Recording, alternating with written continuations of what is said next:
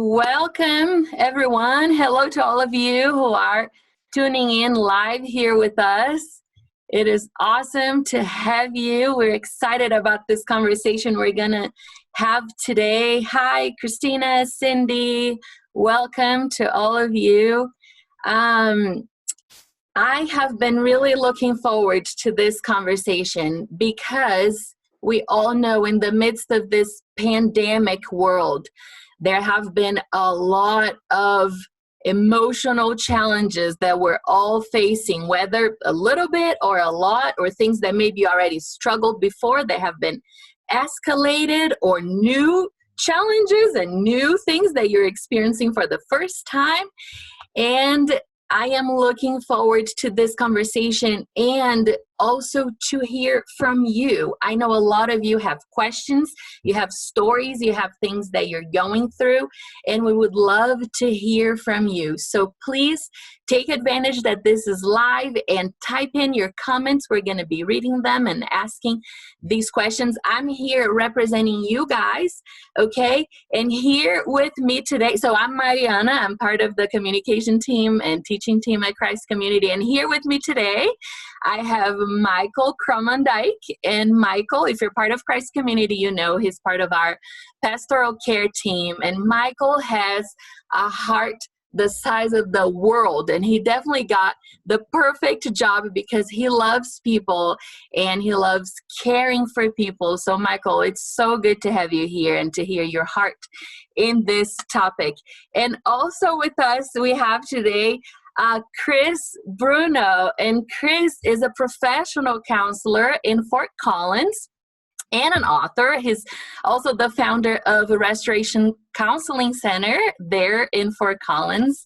And he's also a co-founder of an organization called the Restoration Project, which is committed to catalyzing men everywhere to engage as intentional fathers and brothers. That sounds so great. Chris, thank you so much for being here with us. What an honor. And the reason why Chris is here with us is that Michael has had such an impact in his life from Chris. So Michael, why don't you share a little bit of your history and friendship and your experience with Chris? Yeah, I'd be honored to. Thanks, Mariana. And thanks for Christ Community for joining us. It's an honor for me to be here. It's a great honor for me too to introduce Chris to my church family, for those of you that may not know him. I think Chris and I met about 2 years ago, and I ended up going to a men's group. I think we got up at I don't know how early I got up to get to Fort Collins, by 6 or 6:30 or something like that, to see him, and got to meet with him and hear his heart. And he led me and several other guys through just a time of digging into our stories a little bit, digging into our own lives. And that was a catalytic moment for me in my heart. And since then, getting to know Chris a lot more. Chris was my professional counselor for a period of time that same year when I was going through some internal stuff, and really was just the guy who sat there and showed me kindness and grace when I needed it, and then asked me some tough questions when I needed that too. But I think over the years, it's been really cool to connect with him deeper and to hear his heart. And he's been just continued to pour in me in different ways as a mentor, as a friend. And my wife and I both have really benefited significantly from through Chris and through Restoration Project and Restoration Counseling out there in Fort Collins. So it is such an honor and a joy for me to introduce you all to Chris Bruno. Chris, thank you so much for taking time out to join us today. Yeah, absolutely. The honor is all mine. So thanks for inviting me. It's great to be with both of you today and all of you who are joining us online today. So thanks. Yeah, well, both of you are wise, special, wonderful people that have been key to ministry and helping so many people in this season. So I'm looking forward to this. So again, if you're joining us, welcome. We would love for you to participate, engage in this conversation, and share your questions, what you would like to hear as far as something you're going through, emotions and feelings and mental health and whatever it might be, struggles. And, if you don't want to share something personal, I totally understand. You can send us private messages to me and Michael, and we can talk to you later about that. Okay, so the first question that I have for you guys is, I really would love to hear what some of the things that you guys are seeing around you, and I'd love to hear your thoughts about this season we're in, about this season of social distancing. Even last week in our live, we had somebody ask, what is it like for people struggling with depression and in quarantine, and what are the kinds of things that people are dealing with? And maybe some of us are very, very familiar with struggles that we have, but maybe some of us are completely confused. Why am I feeling this way? Or I don't understand how do I even deal with this? It was funny on our post yesterday about this conversation. We said, are you having trouble understanding your emotions? And somebody said, I don't have any trouble understanding my emotions. The problem is dealing with my emotions. And I thought that was brilliant. So yeah, why don't you guys share a little bit? Maybe Chris, would you like to start just how this is affecting people emotionally and mentally and spiritually? Yeah. So I think, the place that I think we absolutely need to start is just a recognition that this pandemic is really exposing things that were already there. And it's exposing things that were already there, and they might have been a lot smaller. And I think you just said a little while ago how this is maybe expanding those things or making them bigger. So we have to recognize that both culturally and individually, we're walking through a trauma. Okay, this is a traumatic season that we're walking through. And so for people to recognize they're having emotions, and I love that person, whoever said, it's not recognizing my emotions, it's dealing with them. It's because the systems, the structures that we had to deal with our emotions before all this began are now being challenged even more, right? And so for people to not know how to deal with them is completely normal. And to have more emotions during this time, it's just completely normal. That's what I'm seeing, is people having more emotions and even bigger emotions than they did before. And one of the things I want us to just kind of say, and I don't know if I can do this on screen where people can see this, is that there's something called a window of tolerance. Okay, so within the top and the bottom, we can tolerate a level of being sad or being anxious. And that's kind of just normal life. We have a window of tolerance there that we can tolerate how we're feeling. What's happened with COVID is that window of tolerance has gotten smaller. Mm-hmm. And so now what we normally could have experienced back, we could handle this before. But now because of COVID, we can't, we bump up against the top or the bottom sooner and more often. And I don't know if that's what you're experiencing, Michael. That's what I'm experiencing, even in my own life, let alone professional life. But that's what I'm experiencing. Like, it's just, I'm a lot more tense and I'm a lot more sad, all a lot quicker. Yeah, I can totally identify with that. I think both Chris and I have full houses, so to speak, right? I have 4 kids that are a little younger, and Chris, you have 3 or 4? 3, yeah. 3. So it's a full house. I think the interesting thing too is that I think across the board, what's interesting to me is that we are being put in not only different environments, but we're asked to become different things that we haven't been before, right? Moms and dads, I can raise my hand on this, are being asked to help our kids through school a little more hands-on than we normally are, on top of the things that we're already doing. Many of us are working from home, but also, when you add on financial stress, right, and the financial struggles of maybe I'm home because I'm furloughed, or maybe I'm home because I lost my job and I'm in the service industry and I can't physically even go into my place of business now. So I love what you said, Chris, as far as that window shrinking, but it's almost like the things that we're feeling while that's shrinking, right, the things we're feeling are getting greater, right? Exactly. So it's a lot more, there's a lot more to deal with. And I think the other thing too is that I think, like you said, Mariana, these are things that have been going on, and of course, they're things that that are expanded to some extent. But also, like before, we could find some pretty easy ways or pretty quick ways to escape, to cope, to try to go to something else that will ease the stress and ease the pain. And this isn't true in all cases, but in a lot of cases, that's not as easy to do, right? And it's not as easy to say, like, if you're having a struggle or a relational problem with somebody that's in that house that you're staying at home and staying safe, right? There's not a lot of places to go, you know? Right. So it's all kind of compounded into one big journey that we're in together. Yeah, very much so. Yeah. Yeah, you guys already mentioned stress, and Cindy had a question here. She said, Chris, have you noticed that women and men handle stress differently? Women tend to naturally seek out help, but men tend not to. Why is that?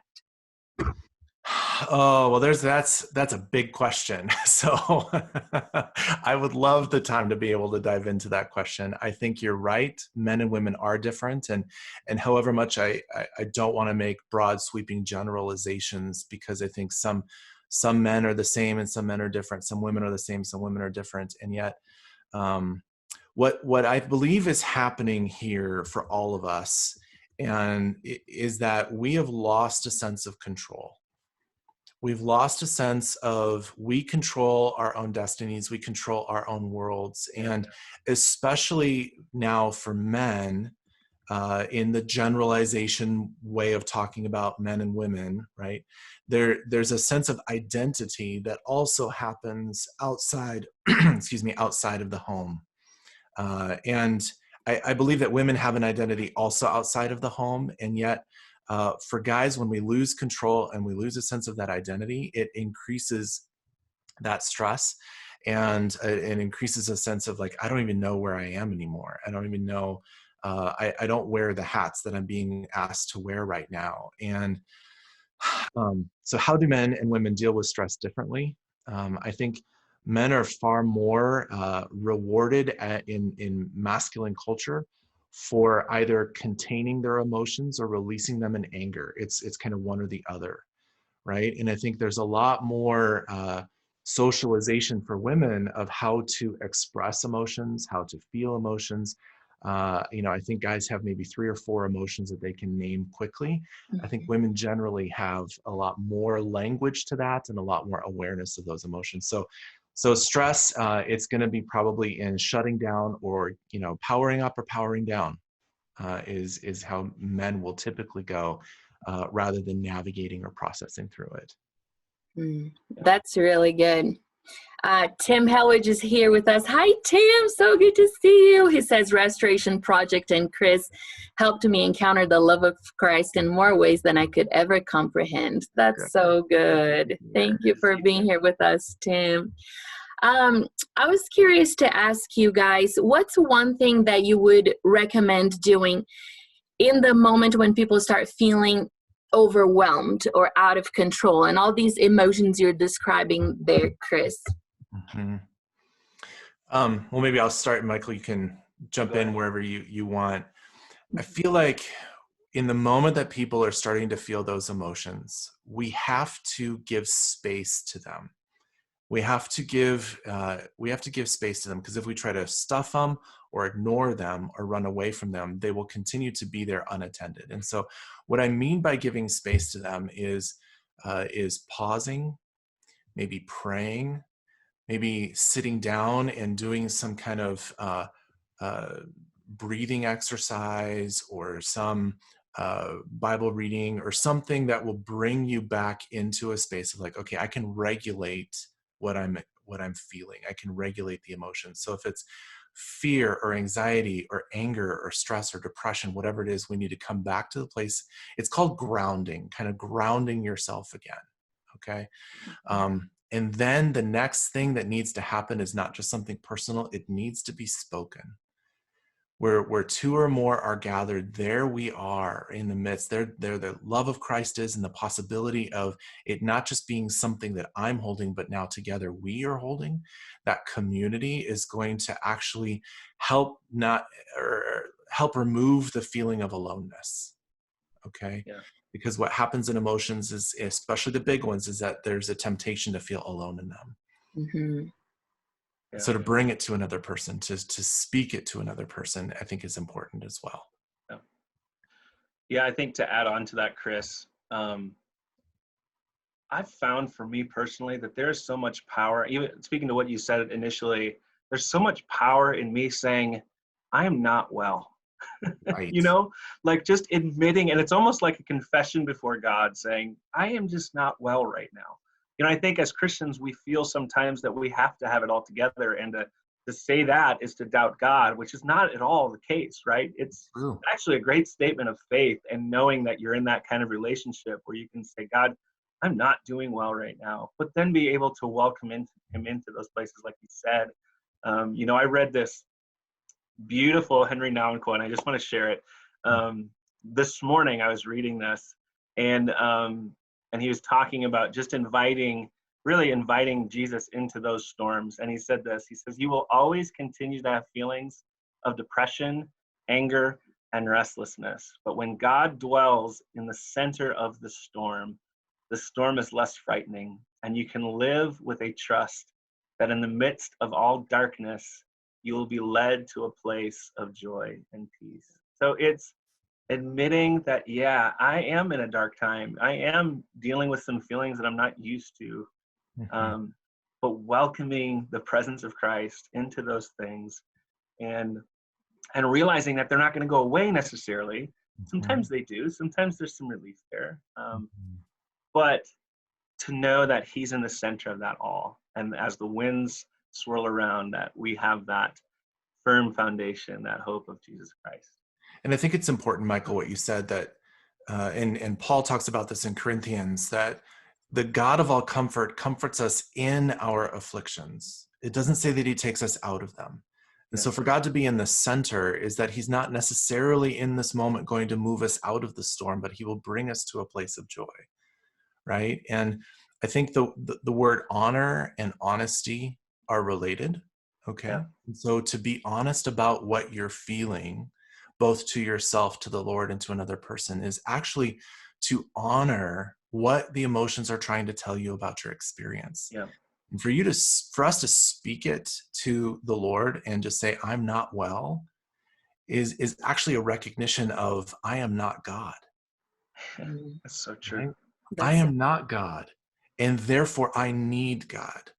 Because just so you said, you know, we have things to be afraid of.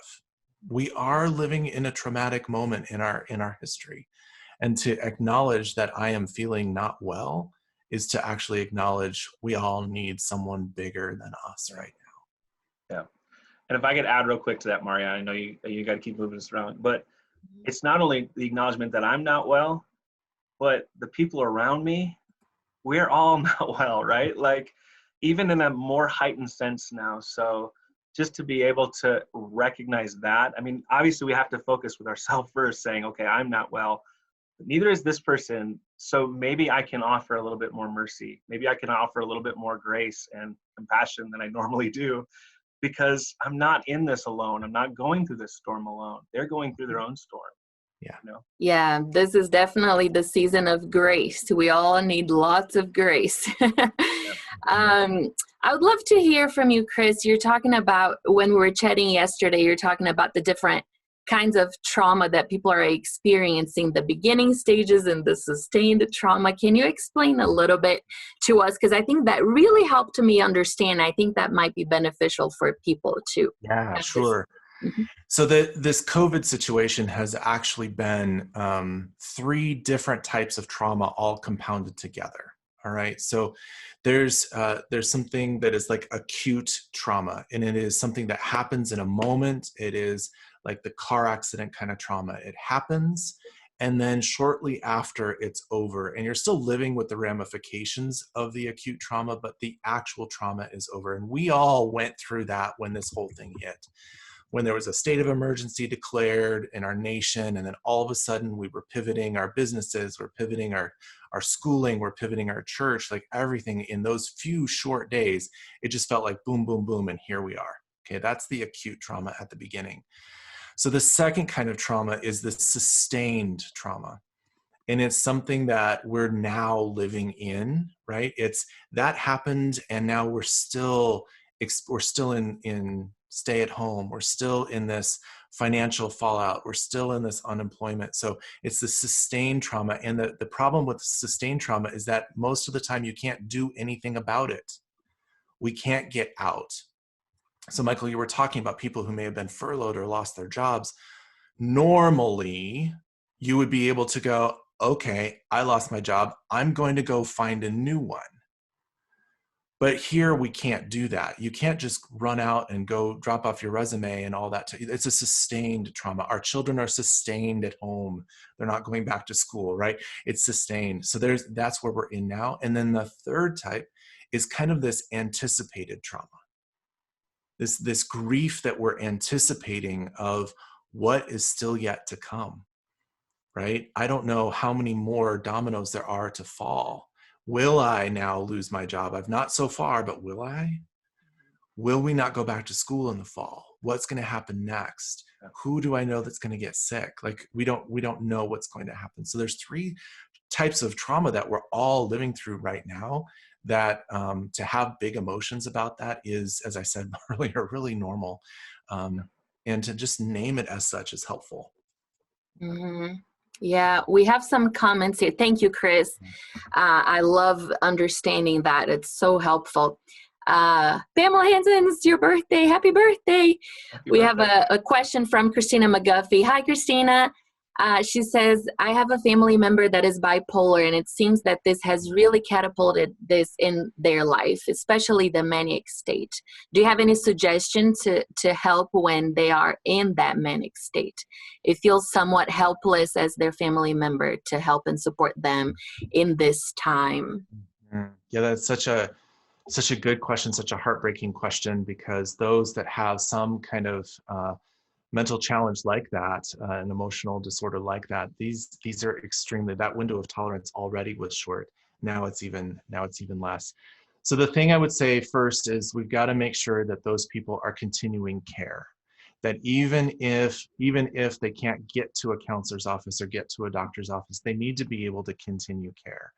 And if they haven't started care, they definitely need to be in someone's care, a counselor, psychiatrist, someone. So, and all of us counselors really have shifted onto virtual Zoom care that we're offering to people now. So make sure that they're staying in care, make sure that they're also, if they have some medication, that they're staying on medications, because what happens, especially for the higher level manic states that start to go, people start feeling better and they're like, oh, I don't need my medication anymore.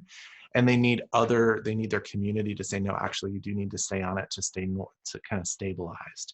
Right. So we need to make sure they're in care, make sure they're in receiving medication.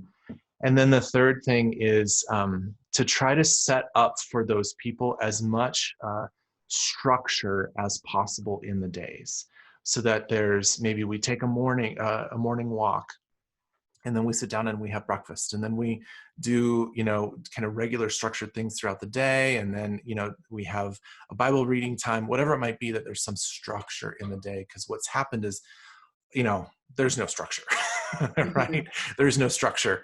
And structure helps people think and feel within some level of containment. Mm-hmm.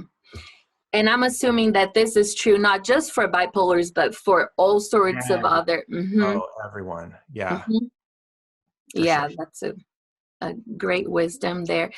So I would like for us to start wrapping up. Oh, I wish we could be here for so much longer, but I would love to hear.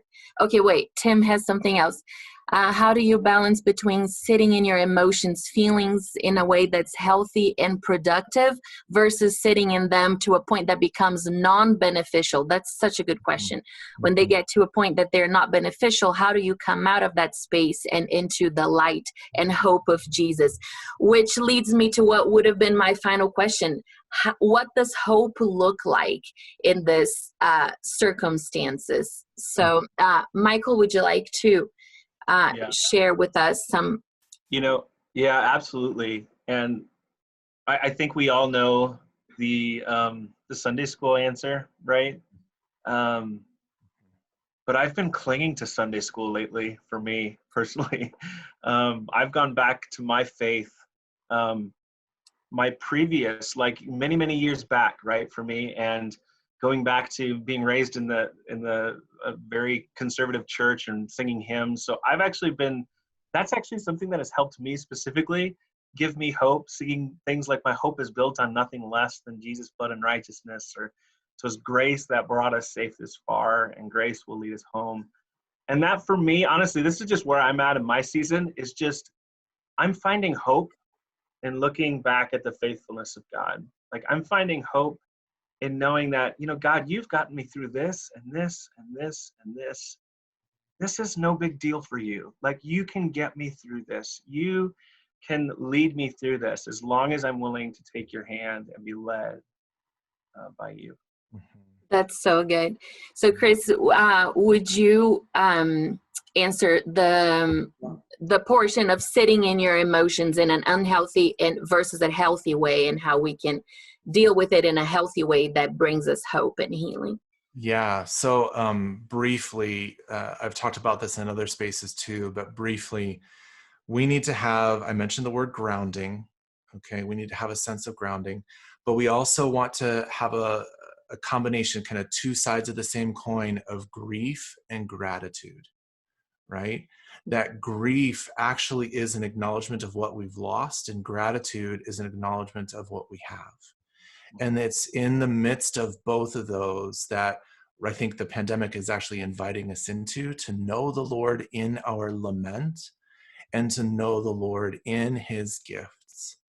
And if to sit in our emotions is good, and to acknowledge them and to feel them and to honor them, and then also to recognize that we are experiencing depression because, or experiencing sadness or loss because we were not made for this earth. We were not made to live in a space where these kinds of things, pandemics exist, where pain and loss and suffering exist.